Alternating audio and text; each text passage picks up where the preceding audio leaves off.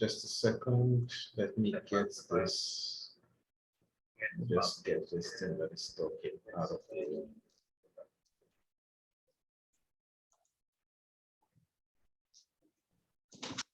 All right. Okay. Okay, so something tells me I'm in the midst of Python gurus, and I wouldn't want to disobey that voice. So I would just a second. I would just assume that I'm in the midst of very strong men um, who are very great Pythonistas and Pythonians.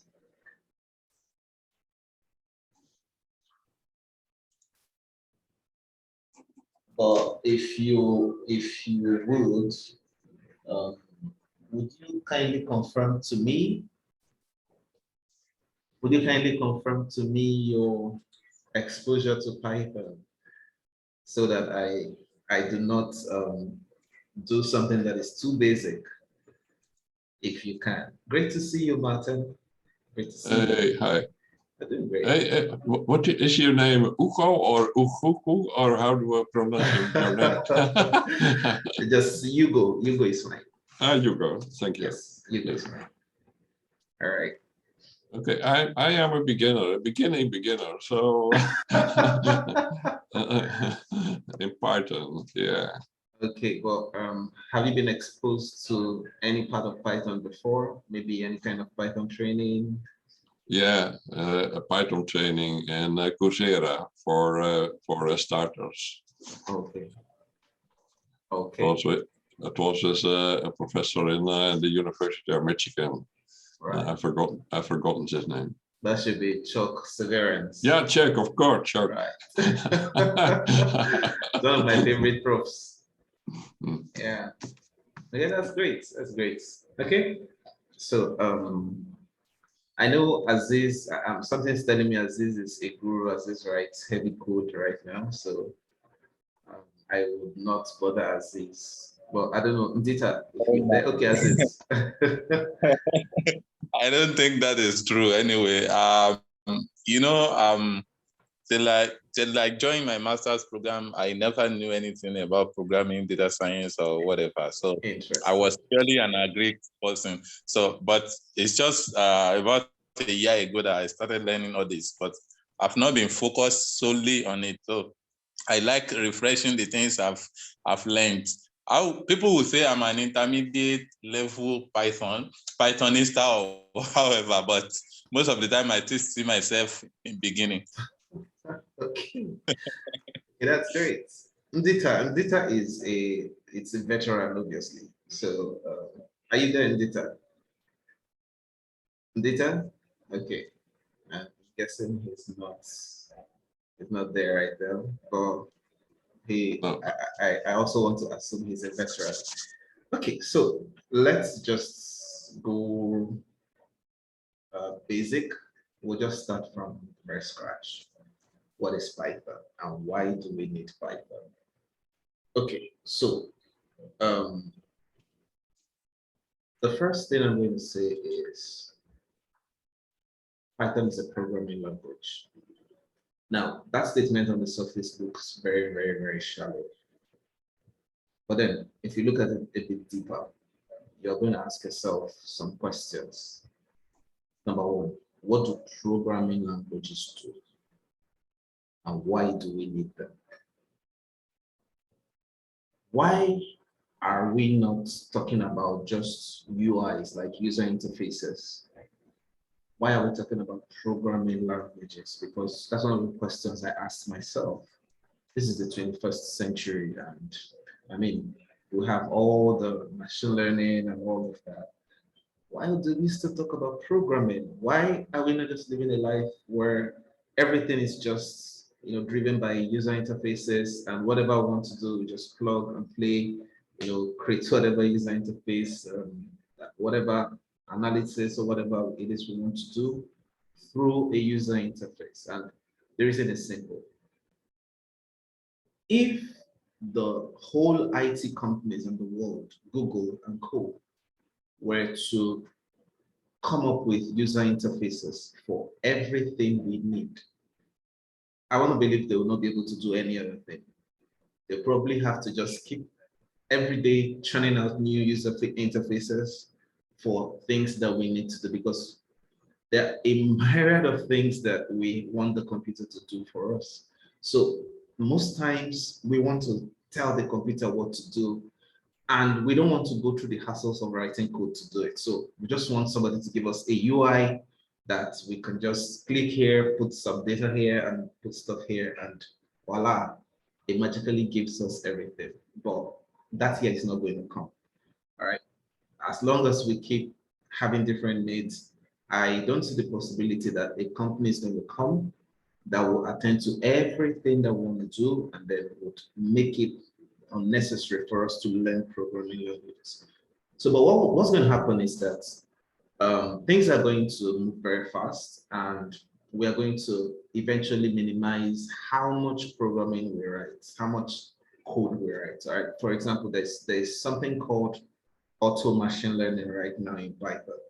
You know, for those of us who are a bit exposed to some other very, very intensive libraries like TensorFlow, scikit-learn, and all of that, you would notice that you have to write a lot of code, you know, sometimes 100 lines of code, 200 lines of code to just train a machine learning model. But all that is changing right now. Right now, in 7 lines of code, when you're using PyCaret, or in about 15 lines of code when you're using Keras, you can actually train a machine learning model. It's that funny right now. And those guys that learned it earlier when it was still a bit very cumbersome, they keep telling us, no, you don't know machine learning. No, you don't know. You know, because, and I think it's the same problem I have with some of my friends who don't drive stick. So I like to drive stick a lot. I learned driving with stick cars, you know. So most times when my friends come around and they can't drive stick, I laugh at them because, hey, you know, I mean, you guys can't drive all cars. I mean, I can drive every car that I need, whether it's stick, whether it's automatic, whatever it is. But hey, you guys, and something happened one day. Another friend of mine, her car's also stick. So we just finished at work that day and she had an emergency. So she couldn't drive and her car was sick. And we started asking around, who could take her home, could take her to the clinic first before she gets home? And there was nobody because nobody could drive stick. So I stood up, asked them for the keys, and I moved her to the hospital before I went back, picked my car, and then went home. So I always, you know, I always felt like the great guy, you know, among all of them because I could drive stick and they couldn't drive stick. Fast forward to this happened in 2008, 2007, 2008. And then fast forward to 2020, 2021, I tried to look around and I can't find my favorite cars coming in stick options anymore. Everything's been automated. So right now I look like a dinosaur because whenever I go to the car shop and I look for the cars that I like, it's like it's all automated, you know, and a part of me still says, okay, let's wait. There's something different. There's a different experience, you know, when you drive stick. Oh, this is it. There's no difference really. Some of us are just very, very attached to driving stick, very attached. And the thing is this, an automatic car, an automatic gear, number one, takes the stress of thinking about transmission. And I'm not going to lie to you. On some days in the process of clutching and changing gears, actually dozed off, you know. Because the traffic could be very intense at times. So some days the traffic is very bad. And when you just keep changing gears, sometimes you don't even know when you just, so, but when you're driving an automatic transmission car, it's very easy. You just, you know, just navigate like that. So what I think is going to happen is that we are moving into the automated machine learning generation, and we would see a lot of automation happen. We would see a lot of people come up with low-code libraries. Like PyCharacter right now is doing that, and they're doing amazing. So what's going to happen is that the number of code we will need to write will minimize. But I doubt if in the next 10 years we'll get to that place where we don't need to write code again. All right. So that said, that is actually why we need to learn programming, because between now and the next 10 years, when a lot of things might have changed, we will still need to churn out some code to instruct the computer to do something that we want it to do. So Python is a general purpose programming language, which means that you can use it for any kind of thing you need to use it for in your computer. You can use it to instruct the computer to do anything. You can use it to reach any part of your computer. You can actually use it to control any part of the computer, really. All right. So we're going to show all of that much later. So all you need to do is just to know how to reach that part of the computer that you want to reach. For example, if I want to reach the part of the computer where all the files in my computers are housed, all the directories and all of that, that part is called the OS, operating system. There is a Python module called OS. And what the OS module does is that it takes, whenever I write code and I import the OS module, that OS module, what it does is it helps me reach to the path of my PC on my computer that has all the directories and all the files. Okay, then I probably might want to reach the timer of my computer, or I want to reach any part of my computer at all. So the moment you want to reach, or I may even want to reach the sound card or the part of my computer responsible for playing sound or receiving sound or doing stuff, any part of your computer at all, you can reach it through the appropriate library in Python. So there are other general purpose programming languages like Java, JavaScript, all of that. But there are some other they're not general purpose per se, like R. R is purely statistical. You really cannot build a software using R. There's some other languages like that are just for some particular task and are not general purpose. So that said, let us look at the next thing, which is, what do I do when I want to write Python code? Now, there are 3 ways you can write Python code. And at this point, let me just share my screen. So just a second.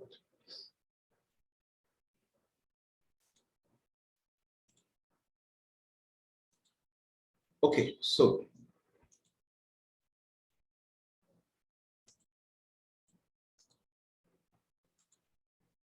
there are about 3 ways you can write Python code. Now, you can write Python code with this stuff called Notepad. All right. Now, you can write whatever code you want to write here, and then you'll be fine. Okay. You can write Python code with this Notepad, the advanced version of it called Notepad++. All right, where you just write your code and just do whatever you need to do, and then you copy it from here to your command line or execute it whichever way you want to execute it. You can also write Python code from your command prompts. So, like from here right now, I can just type Python. Sorry, I need to get this spelling right. And my system takes me straight up to where the Python is housed, which is this. It's just showing me this one, and I'm going to take care of the one shortly. So now I can decide to just run any code that I want to run, maybe like 1.1 plus 2, and it tells me 3, and maybe 5 minus 2, 3, you know. I can decide to say print my name, sorry, is UO, right? And then it will print it out. So basically, you can use the command prompt to do whatever Python programming you want to do.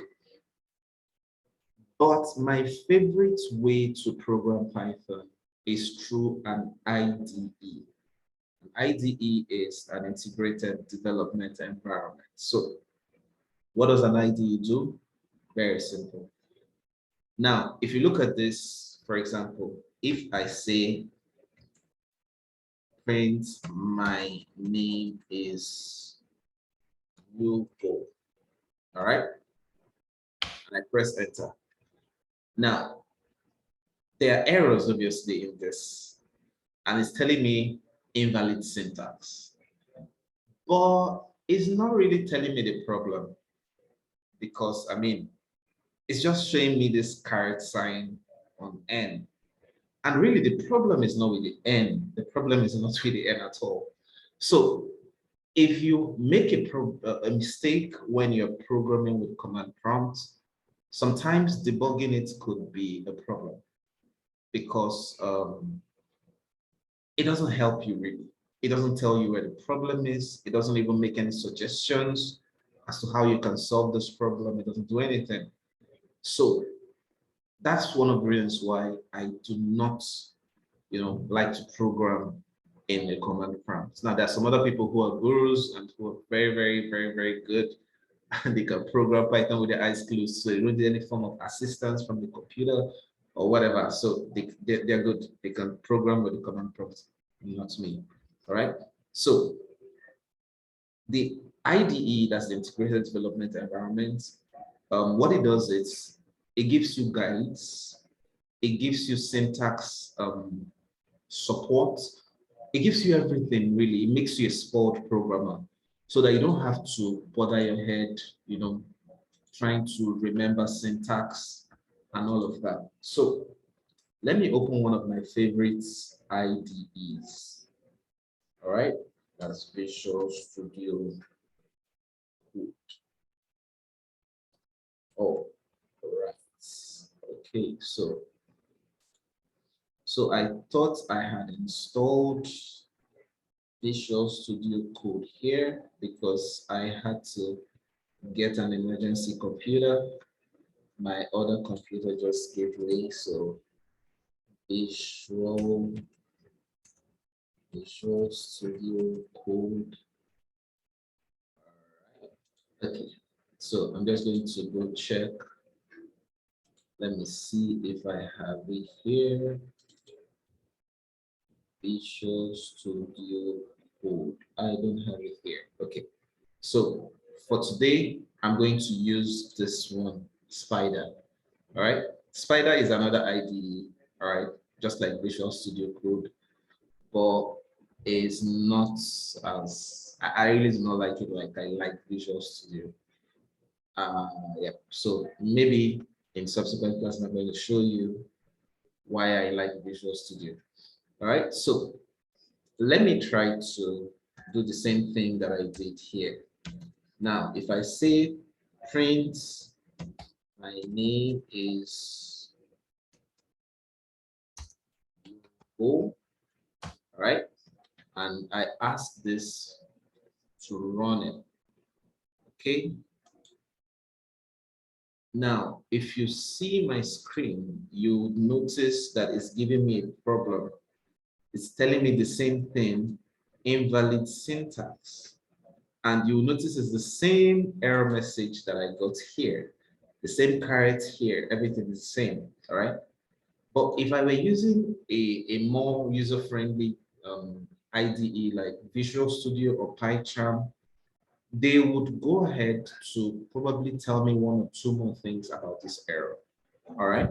In fact, at the point of writing it, you'll see Visual Studio would start highlighting. Like this one now is just showing me highlights that there's no documentation available for this paint, keyword. But in Visual Studio or some other IDEs, you would have seen syntax highlighting or stuff like that, telling you, hey, you do not have, there's no word like that here. All right, so with that, you become aware of what you're doing so that you don't make any mistakes.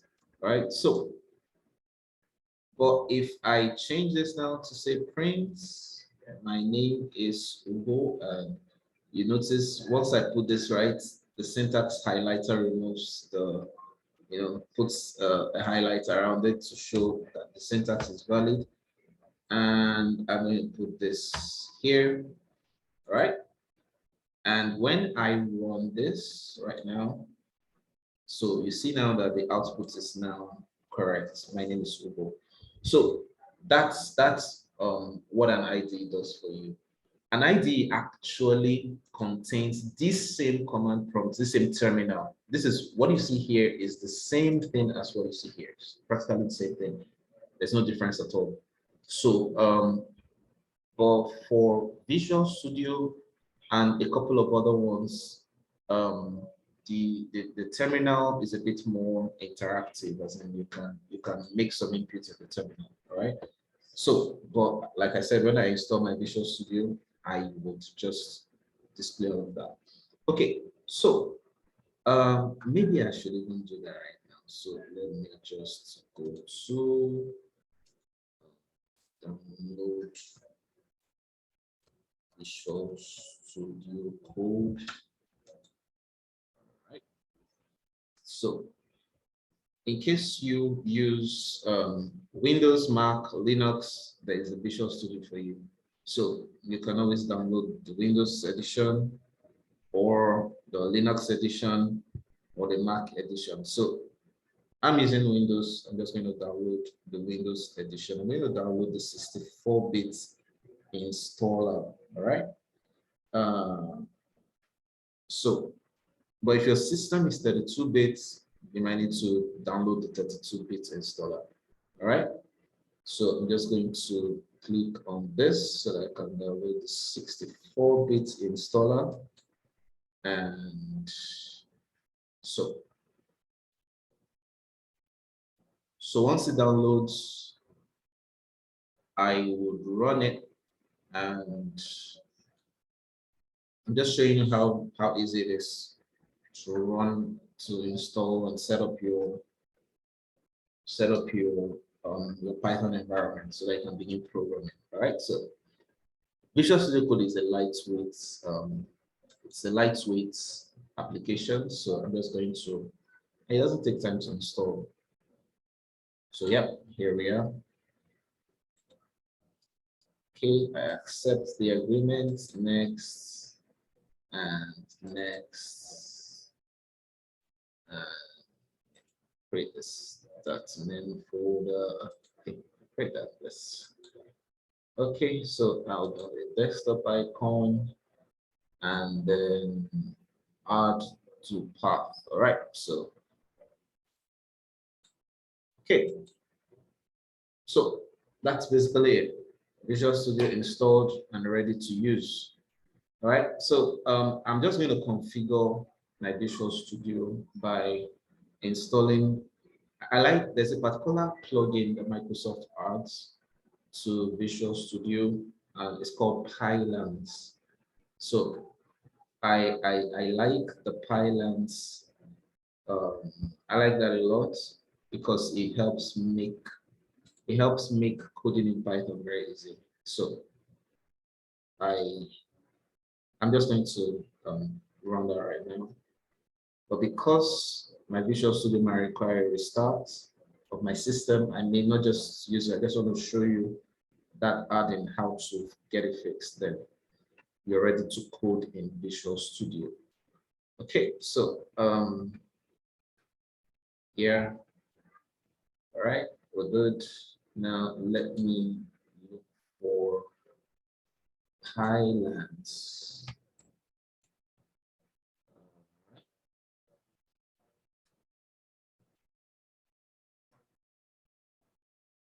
Okay, I'm gonna go to extensions.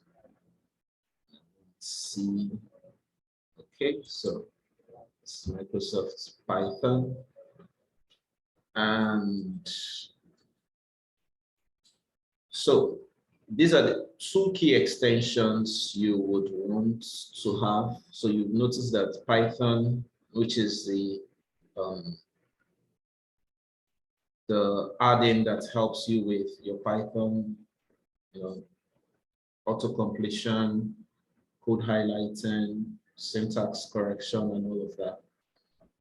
And you'll notice it's also installing Pylons. It's installing this and installing Jupyter Notebooks by default, right? So once they are done installing, Python is going to tell me to restart Visual Studio Code, and we're good to go. All right, so that's basically it. But while we wait for this to happen, I will just go back to Spider. So now, for those of us who program for data science, another IDE that you might like is called Jupyter Notebook. I'm not going to bug you with installation of Jupyter Notebooks right now because it could be a bit tacky, but one of the things that I like to do is, because I basically program Python for data science and for automation to automate some of my daily tasks. There is this distribution called Anaconda, all right? And what does Anaconda do? Anaconda is is an aggregation of all the libraries you use in data science. You know, I told you that if, for example, you wanted to reach the OS of your PC, you were going to need the OS library. So you have to do import OS. If you wanted to reach maybe the side of your PC that handles sound, you need a library that can manage your sound for you. Whatever you want to reach, even the one that controls your browser or any other program, you'll need a module that can help you hook up to that. So because of that, you'll notice that in your career, you probably need up to like 400 to 600 different modules that you're going to use at different points in time. And installing all of this one by one can be very, very time consuming, right? Very time consuming. So these guys at Anaconda have packaged the whole data science toolkit that you need inside a single executable file, so that when you run it, you can see it comes with a particular version of Python, which is in this case Python 3.9.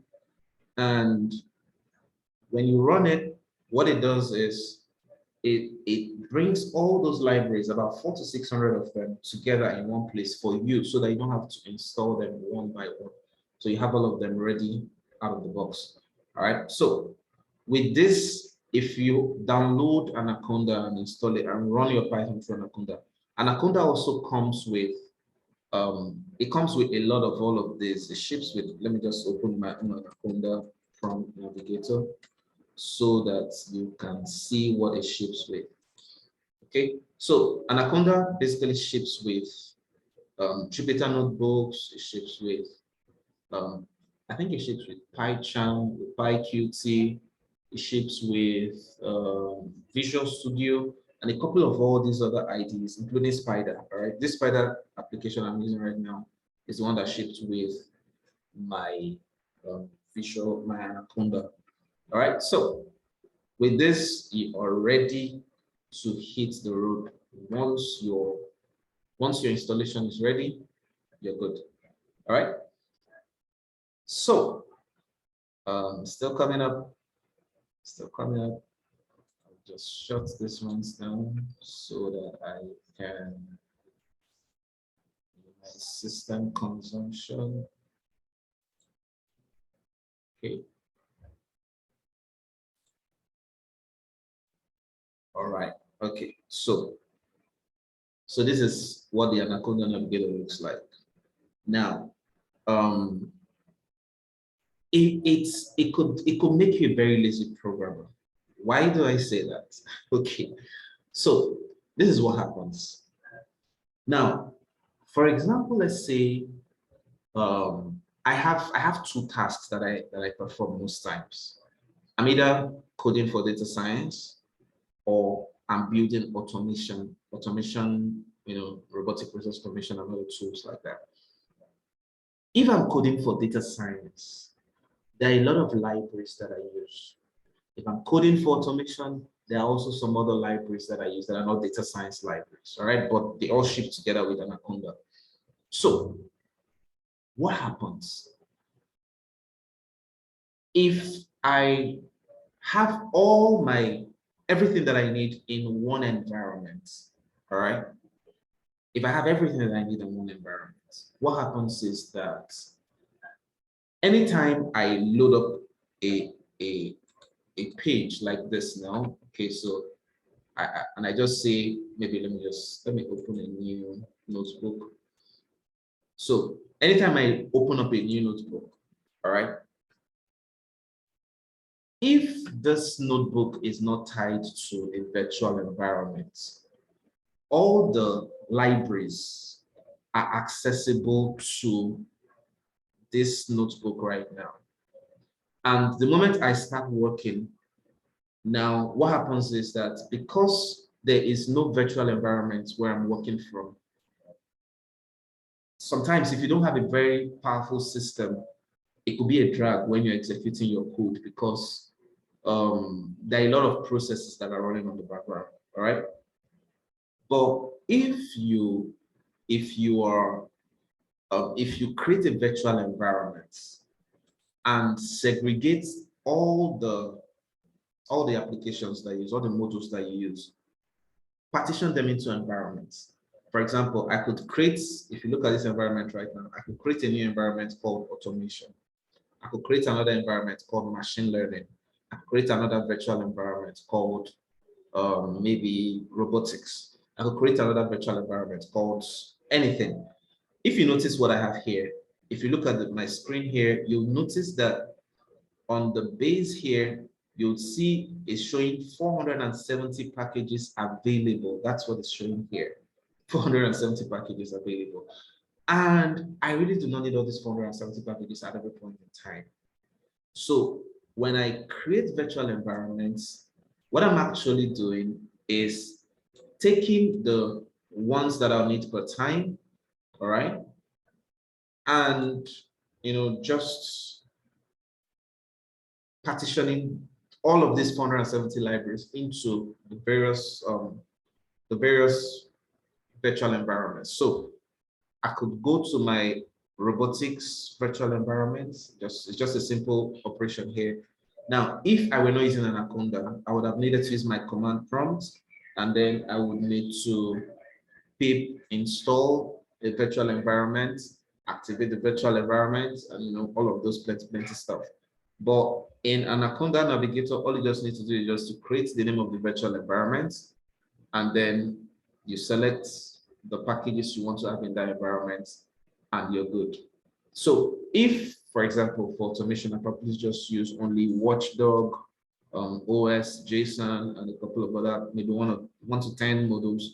Once I have that 10 modules there, I'm fine. So when I run any program I want to run in that virtual environment called automation, it doesn't bog down my system, just moves straight, and it's very fast because there's no overhead, there's no luggage, excess luggage, being carried by the system. So that's the reason why sometimes you notice that when you're watching a Python tutorial online or something, one of the first commands the person would write is something like this: pip, I can't remember the code, I think it's pip en, all right, something like this.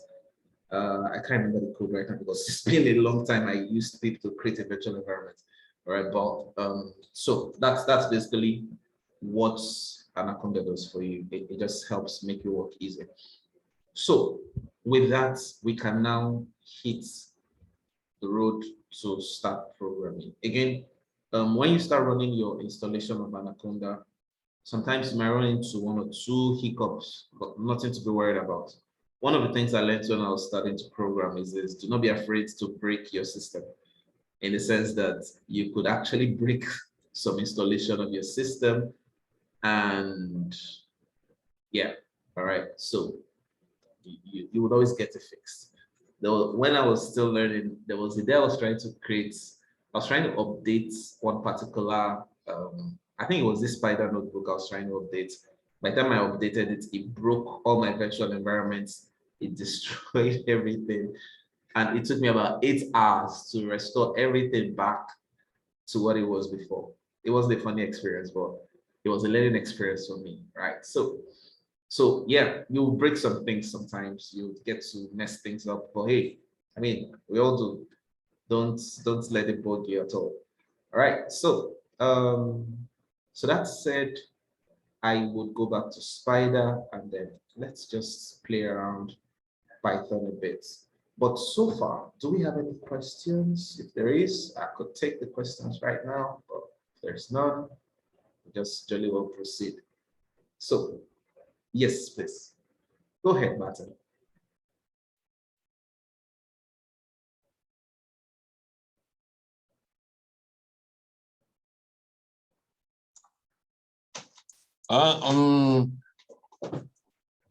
Well, you are really a very good teacher. Thank you. That was really a great comparison with this automatic car. And why learning to drive in an automatic car is really a very easy thing.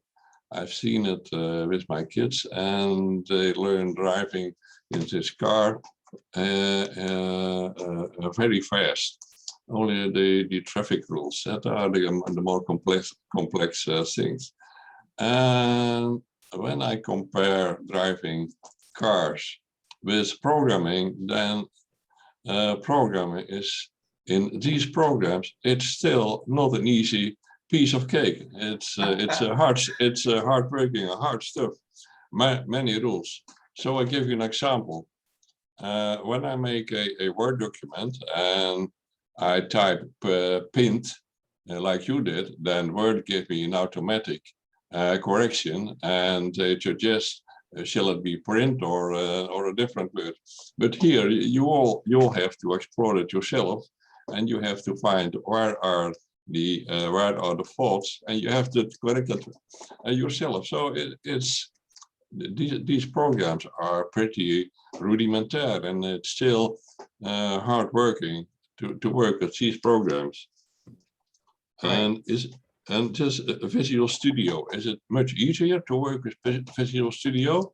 Is that much easier to program, or is it all very hard? Well, for Visual Studio,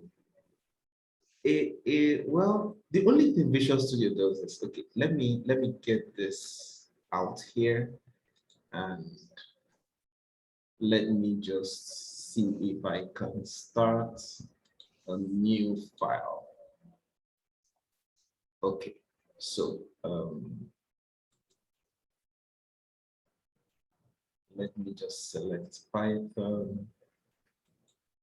All right, so that Python's language engine will kick in, and cool, we are good.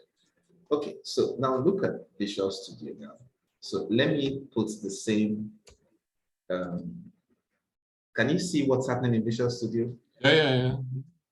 Now, do you notice it's warning me already? That's easy. That's easier. Right. It's already warning me that, hey, I don't think I've seen that word before. Maybe what you want to write is print, or something like that. So that's actually why I like Visual Studio, because when you eventually write paint, it's still going to insist, hey, you're missing something. And you're going to now look at it. Oh, yeah. So it takes a lot of, would I say, being very careless to actually make a lot of errors in Visual Studio when you're coding, because it will always be there to guide you. For example, and when I put in the brackets, you can notice that Visual Studio is telling me what it expects inside of the brackets. So it's telling me it's expecting an object, all right, which is, usually a string, all right, and the separator,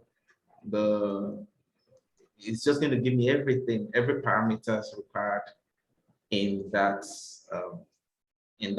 for that function. So if, for example, what I type is, let me say, def, like I want to create a function. Again, you notice that you can see it's telling me something, right? Because it's telling me, okay, I'm expecting a function name after def. So let me call the function add numbers. Now, but after writing the add numbers, you can still notice, because Visual Studio is created by Microsoft, you'll still notice that sign, those zigzag lines under it telling you that, hey, there's an error here. So I'm going to go take my mouse there to see the error. And it's telling me, hey, you have not defined this add numbers. So to define this add numbers, what I need to do is I need to create a function, and we're going to look at all of this later when we go a bit advanced. All right. So I put the bracket, but it's still telling me, hey, you still have a problem. So I'm now going to go back, and it's telling me I expect a column at the back of this function. So I'm now going to put the column and hope that Pylance is going to let me rest. And it's still not going to let me rest because it's telling me something again. So it's telling me now I'm expecting an indent block right now. So I'm going to go and create the indent. And it's still telling me an error.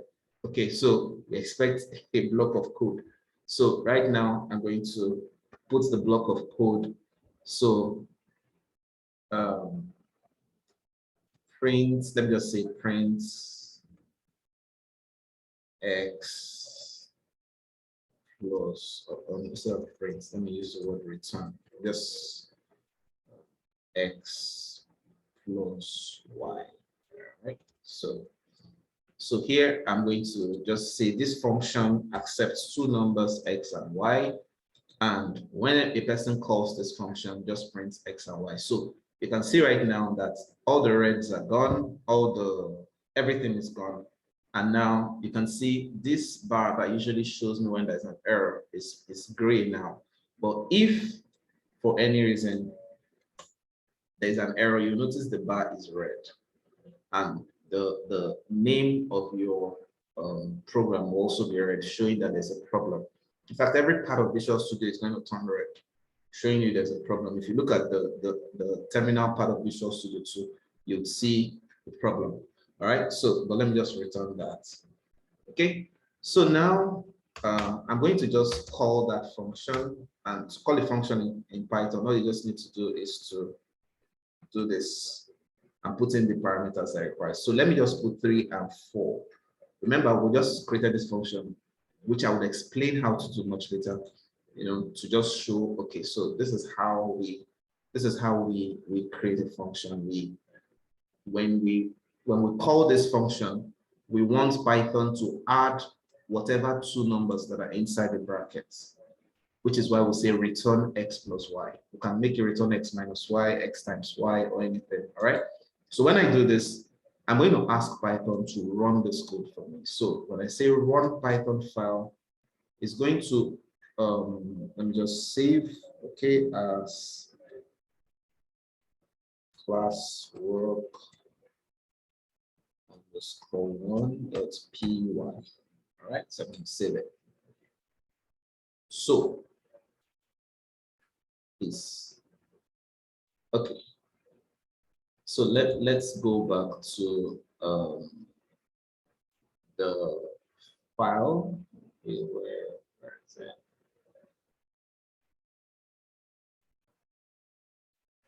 Okay. Sorry. Let me find that file. Let me create that here, notebooks and py. So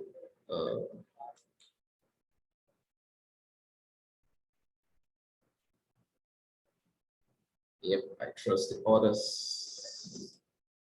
Okay, so let me go back and create that new file.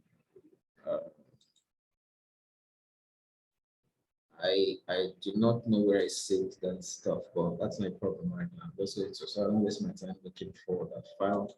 Select the language, which is Python, and let me save this.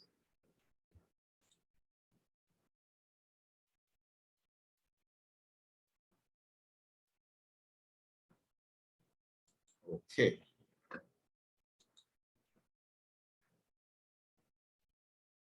All right. Okay, so let me just save. I'm just going to save it as classwork _1.py to just show there's a Python file. And all right, so let me repeat that function. So def add numbers x and y. And so when I do that, return x plus y. That's what I want this function to do. All right, so I'm going to call this function now add numbers, and I'm going to supply 3 and 4 as my x and y. And then I'm going to tell Python to now run this file. Okay, so now Python is running the file, and sorry, let me just quit this. Yeah. Okay, so Python is running the file right now, and let's see.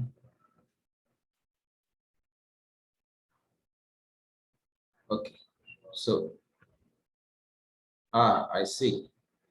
You know, I was supposed to restart my system when I installed the Visual Studio Code. So that's why it's complaining right now. I'm supposed to restart my system.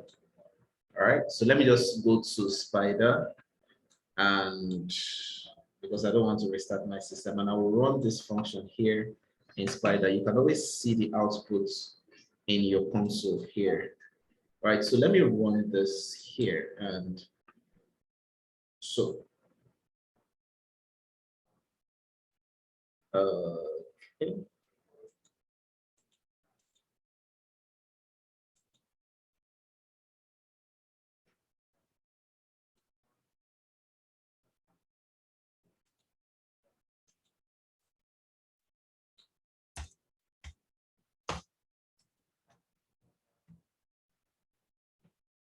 Okay, add numbers 3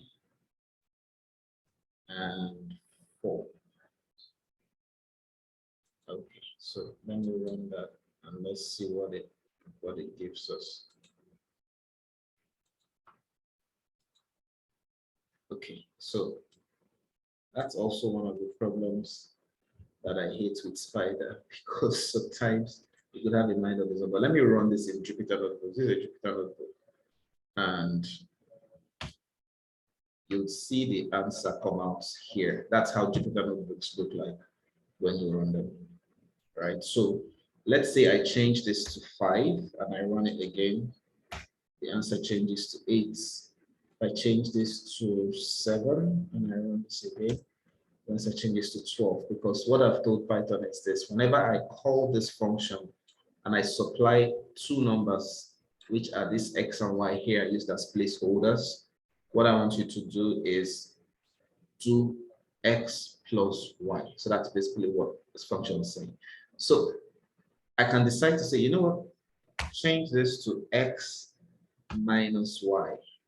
So when I run this function here, it now becomes 2, because I have changed what this function is doing, what the return value. So remember, this return keyword is just telling Python, hey, whenever Hugo calls this function, do return this for him. So I can decide to make this raised to power, which is double double, what do you call it now? Double asterisk. And then when I enter, it gives me 7 raised to power 5, right? I can make the 7 raised to power 2. And yeah, so that's basically how these things work. So if there's a question, we could take it now. If not, we could proceed a bit before we call it a day for today's session. Yeah, may I ask you another question? Go ahead, please. Okay, there was also in the beginning you showed the program Jupyter. That's a well-known program, right, for Python, and you don't use Jupyter, or do you recommend it, or when you make the comparison between Jupyter and Visual Studio, what is your preference program? Okay, so everyone has their own strengths. For example, when I am building an application or doing any form of automation or anything like that, I like using Visual Studio because it's because of the syntax completion and all of that. Mm. But if I'm doing a data science project, like I'm building a machine learning model or something, I prefer to use Jupyter Notebooks because of this breakpoints, this ability to execute a function at a breakpoint. Now, I want to be able to say, okay, what if I add something here to say, what if I say maybe import, or maybe I shouldn't use this. Maybe I should say print.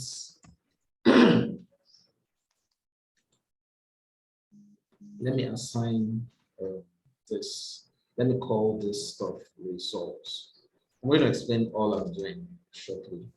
So print results +1. So what I've done is this. Normally, when I want to call a function, I should just write this add numbers, all right, 7, 2, and all that. And then I have assigned it to a variable called results. And we'll talk about all of this because these are the rudiments we should talk about. So I'm just using this to show how IDEs work. We're going to really go down into the rudiments to start from what are variables, what are the data types, and all of that. So but what I've done is I've assigned this stuff to this variable called results so that in another line, I can actually now tell Python, take whatever results you get from this thing you did here and add 1 to it. So right now, okay, results is not defined because I have not run it. So now, yeah. So what it has done is it has taken this 7 raised to power 2, which is 49, and added 1 to it, which is 50. So here I can even decide to say print results. All right. So when I run this, you'll notice that there is a line break where I can see the result of whatever it is, whatever code that I have in this block. And then I can also see the code here and its results. And whenever there's a problem, what this does is that it helps you to be able to know where the issue is, so you can actually focus your attention on that part and just debug it. So that's usually why we tend to use Jupyter Notebooks, because Jupyter Notebooks really give you this leeway to break your stuff, partition them and actually run them in bits. And you can actually write a lot of notes, when you're using Jupyter. You can actually write a textbook inside of this place.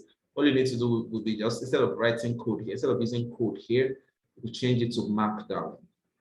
And you can write any kind of story you want to write with your HTML, so this is the header about a great story, right? And then I put this other one as a Markdown. So there was a wise king who had 3 advisors, right? So I could tell whatever story that I want to tell, and that's another thing with Jupyter Notebooks. It allows you just have freedom to present your work, in a way that is understandable to everybody. Now I don't have this freedom in Visual Studio because Visual Studio really doesn't have all these features, but I have that in Jupyter Notebook. So that's why it depends on what I want to do. If I'm building a model and I think this model will need a lot of explanations, what I'm going to do is I'm just going to run, I'm going to run my Visual Studio. I'm going to run the project on Jupyter. But if not, I'm going to use Visual Studio.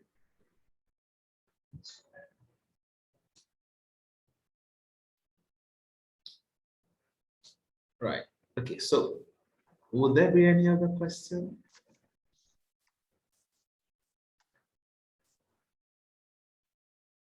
Any question, Martin? No, thank you. All right, great. Aziz, are we together?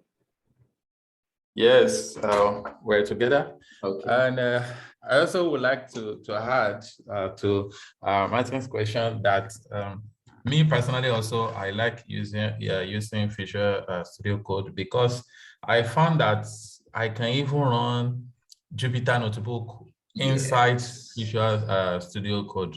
So, which I cannot do the other way around. Very correct. Yes, yes. Very correct. If you looked at that Visual Studio Code when we were installing the extensions, one of the things that you notice is that it comes with a Jupyter Notebook support, which is this add-in here. So this add-in enables you to run a Jupyter Notebook in your Visual Studio. So I could actually just look at a Visual Studio, a Jupyter Notebook file will always end with this IPYNB format. That's .IPYNB, and that's basically how Jupyter Notebook, just like Excel will always end with .xls or .xlss, depending on the version of Excel you're using. And Word will always end with .doc or .docx, right? So Jupyter Notebook files will always end with .ipynb, right? So if you notice, this is Visual Studio, but I have tried to open this Jupyter Notebook file, which is what it's trying to do right now. So here, so this is it. Now you can see it's rendering the Visual Studio notebooks for me in the notebook formats, right? So you can see it's rendering everything for me in the notebook format. So because of this add-in that Visual Studio has, I can, render and read all of this. Now, to some extent, I can even amend, I can amend some of this stuff here, all right, if I want to. So, but really, you really would want to create, if you want to write a lot of stories like what you have here, you really would want to create that in your Jupyter Notebook. But you can execute it, you can run it in your Visual Studio. It's fine.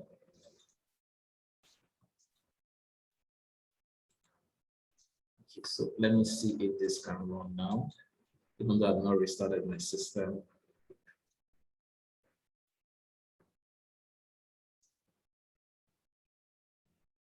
Let's see if it works. Okay, still do it. Okay, so that's how it works. Okay, so now let's talk about what programming really means. So when you're faced with a task, and you want to tell the computer what the computer should do. The computer needs two things from you. The computer needs data, and the computer needs instructions. These are just the two things the computer needs from you: data and instructions. The computer is waiting for you to tell it, what data am I going to work on?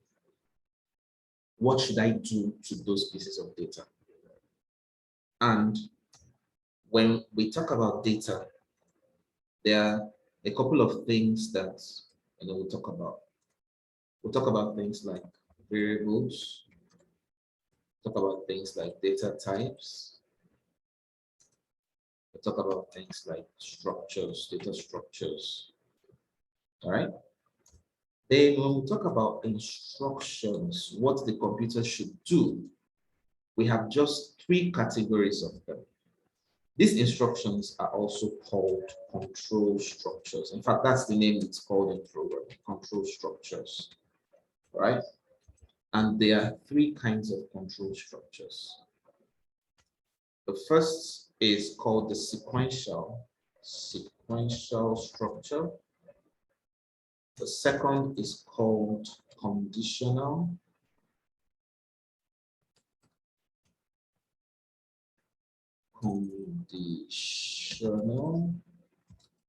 And then the third is called looping. All right. So let's start with the first, which is data. The computer is not very smart. The computer doesn't know anything basically.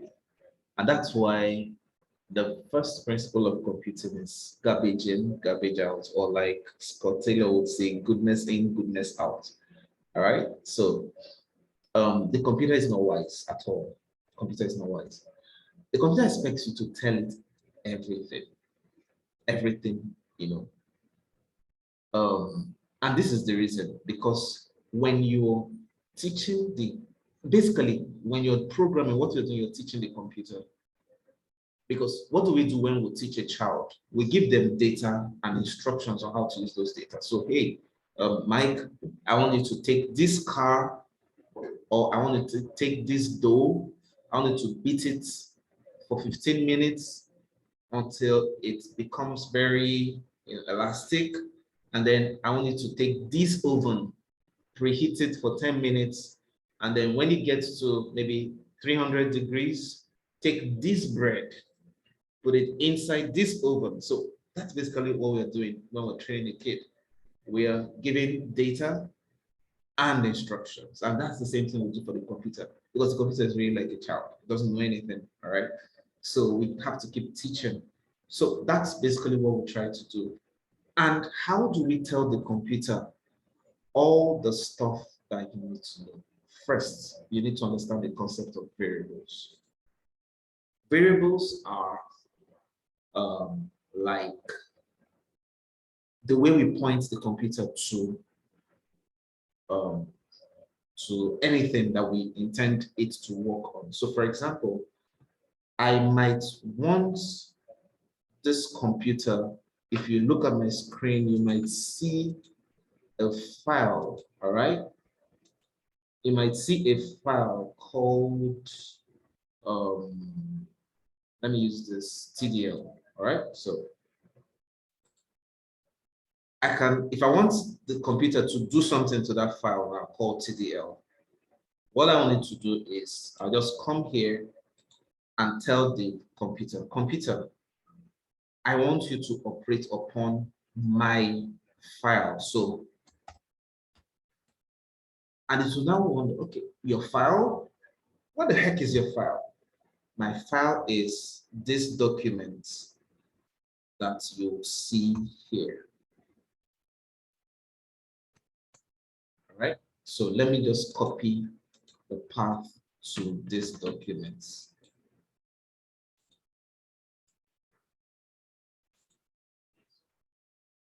And then, so what I'm going to tell the computer is, hey, my file is this document that you see in this directory.